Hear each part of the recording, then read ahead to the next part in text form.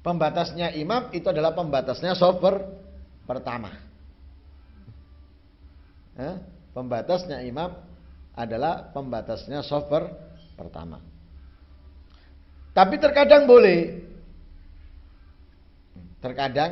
kita melewati depan orang sholat, nggak makruh. Ya, boleh. Kapan diperbolehkan melewati depan orang yang sholat? Pertama, di Mekah, Masjidil Haram, tempat tawaf. Nah, di tempat tawaf ini sekalipun ada orang yang sholat di depan itu, kita lewati depannya, boleh, nggak masalah. Nah, kadang orang sholat kan di sebelah sana. Misalnya ini tempat tawaf, ini kotak ini, meja ini tempat tawaf, tengah-tengah Ka'bah misalnya. Lah orang sholat di sini. Lah kita kan melewati mau tidak mau depannya orang sholat, boleh, nggak makruh, tidak makruh. Yang kedua, kalau yang sholat tadi itu sholatnya di jalan,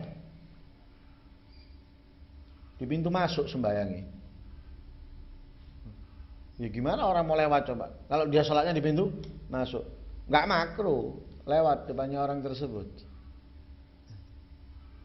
Boleh. Karena apa? Yang sholat sembrono, bukan di tempatnya sholat dia sholat. Yang ketiga, kalau ada longgar di shaf depannya, kemudian tidak bisa kita ngisi kecuali melewati depannya orang-orang sholat. Jadi nggak perlu kita menyela-nyelai orang yang sholat untuk maju ngisi di depan, langsung aja lewat depannya orang sholat. Jadi langsung lewati depannya orang sholat, jalan gitu, ngisi. Bisa kelihatan kosong di sana. Jadi kalau kita nyerendel gini, menyela-nyelai di antara orang yang sholat, mengganggu. Sudah kita nyari jalan, langsung jalannya, ngisi tempat yang kosong.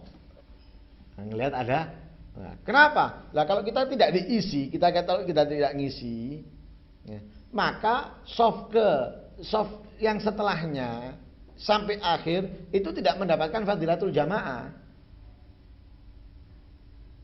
Tidak mendapatkan fadilatul jamaah seperti sholat sendirian. Makanya shaf itu harus disempurnakan. Kalau ada satu longgar kosong di shaf yang di depan, sedangkan orang yang di shaf berikutnya tidak mengisi, tidak mendapatkan fadilatul jamaah ini orang yang di belakang itu. Misalnya ini shaf kedua, sisa satu orang. Orang buat shaf ketiga, keempat, kelima, keenam. Ini nggak diisi di shaf kedua yang tinggal seorang ini, nggak diisi. Maka shaf kedua atau shaf ketiga sampai akhir ini tidak mendapatkan fadilatul jamaah. Isi supaya shaf yang belakang itu mendapatkan fadilatul jamaah. Nah, ini kebiasaan orang kalau Jumatan. Wis pokoknya sembahyang.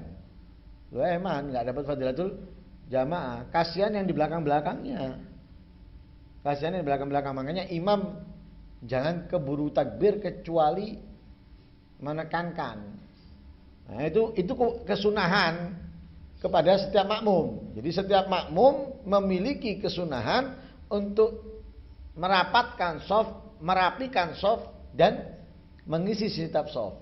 Tapi kesunahan itu lebih ditekankan kepada imam. Maka imam sebelum takbir mengingatkan, sawu sufufakum, ratakan shaf.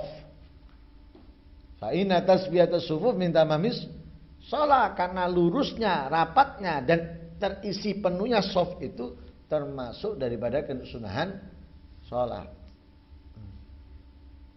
Harus sebagaimana Nabi itu merapikan shaf sholat seperti saat di perang, rapat, lurus, terpenuhi shafnya.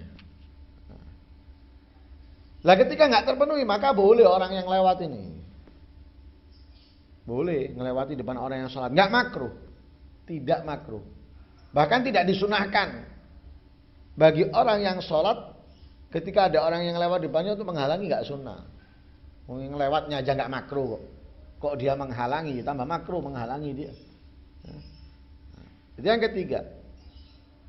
Yang keempat, terpaksa ngelewati depan orang yang sholat. Seperti apa? Tengah-tengah sholat batal, kepentut atau semisalnya, membatalkan sholat, batal sholatnya, ya sudah. Ya kesalahan yang terbanyak itu kan nyela-nyelai tadi itu loh. Sebetulnya nggak perlu nyela-nyelai, sudah lewat aja depan orang sholat. Jangan nyela-nyelai, itu mengganggu. Mengganggu dari tempat ke tempat. Ini enggak, mari beres langsung itu. Nah, ini 4 ini boleh ngelewati depan orang yang sholat. Lah, melewati depan orang yang sholat ini sangat tidak diperkenankan. Karena Rasul Shallallahu Alaihi Wasallam bersabda, ya, di dalam hadisnya An Abi Juhaim radhiyallahu anhu qala Rasulullah Shallallahu Alaihi Wasallam, "Lau ya'lamul maru baina yadayil musalli ma dha alaihi minal ismi lakana an yaqifa arba'ina khairan lahu min an yamura baina yadayhi." Qala rawi la adri aqala arba'ina yauman au syahran au sanatan. Dari Abi Juhaim radhiyallahu anhu, beliau berkata, Rasul sallallahu alaihi wasallam bersabda, "Lau ya'lamul mar," kalau orang yang lewat itu mengetahui, orang yang lewat di hadapan orang yang sholat, jika dia mengetahui apa yang ia dapatkan dari dosa, kalau mengetahui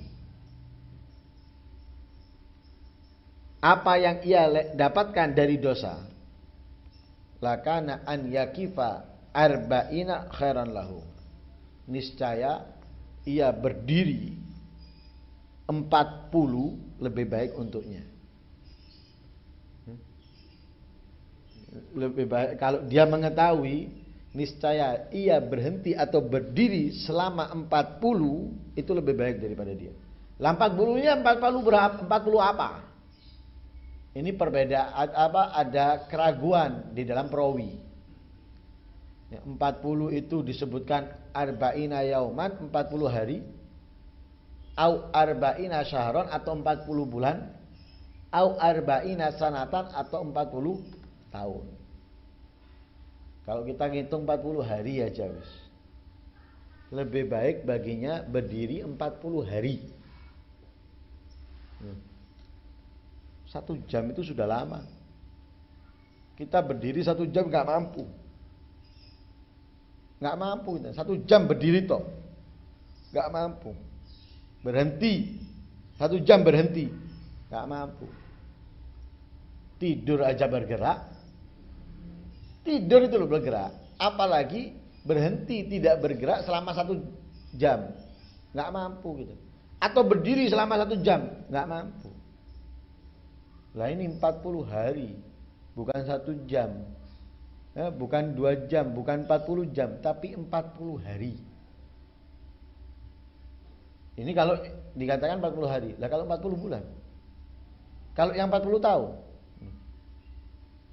Itu apa? Keburukan yang didapatkan bagi orang yang melewati orang yang sholat, melewati depannya orang yang sholat. Lebih baik bagi dia itu berdiri atau diam selama 40. Lebih baik. Nah, sekarang kan biasa orang lewat. Yang sholat pun juga biasa, tidak menghalangi. Juga kadang yang sholat nggak memerhatikan dia ini sholatnya di mana. Jadi harus mikir, orang yang sholat ini harus mikir. Saya sholat ini kiranya dilewati orang nggak nanti? Oh kalau dilewati orang, cari tempat yang nggak dilewati. Kalau ada orang yang masih lewat, halangi. Kenapa kamu sudah sholat di tempat yang nggak dilewati orang? Lah kalau sholatnya lurus jendela, lurus pintu, ya ini orang yang lewat. Nah, ini yang diajarkan. Ini mudah-mudahan kita bisa mengetahui apa yang harus kita ketahui daripada ilmu yang diajarkan oleh Rasul Shallallahu Alaihi wasallam, agar setiap yang kita lakukan itu sesuai dengan apa yang diajarkan oleh Nabi, sehingga kita bisa mencari kesempurnaan dari apa yang kita lakukan, dan dengannya kita mendapatkan pahala.